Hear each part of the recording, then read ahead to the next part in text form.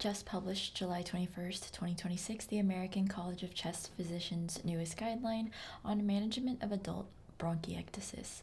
This guideline aims to harmonize care for patients with bronchiectasis, reduce practice variation, and to optimize outcomes for this increasingly prevalent high-burden disease. In today's rapid update, we'll just be going over a summary of recommendations. So for the full guideline, make sure to check it out on guidelineCentral.com. Let's get started.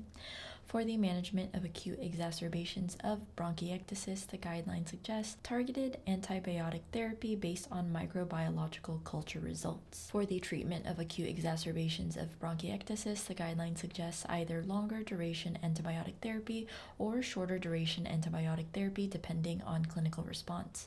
For patients with bronchiectasis and a first isolate of Pseudomonas aeruginosa, the guideline makes no specific recommendation for or against eradication therapy compared to no eradication therapy.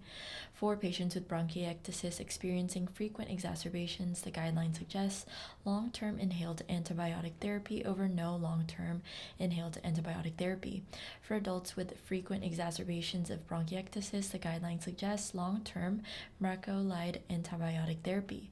For adults with frequent exacerbations of bronchiectasis, the guideline suggests long-term brensocatib therapy. For adults with frequent exacerbation of bronchiectasis, the guideline suggests against long-term atorvastatin therapy. For patients with bronchiectasis and hemoptysis, the guideline suggests tranexamic acid. For patients with bronchiectasis, the guideline suggests against the use of rhDNase for airway clearance. For patients with bronchiectasis, the guideline suggests the use of nebulized hypertonic saline for airway clearance. For patients with bronchiectasis, the guideline suggests the use of breathing techniques for airway clearance. For patients with bronchiectasis, the guideline suggests the use of positive expiratory pressure for airway clearance. For patients with bronchiectasis, the guideline suggests the use of high-frequency chest wall oscillation for airway clearance.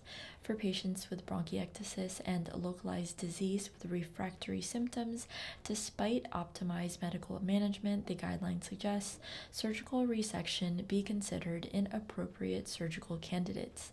And there you have it. Make sure to check out the full guideline from the American College of Chest Physicians and other related clinical decision support tools at guidelineCentral.com.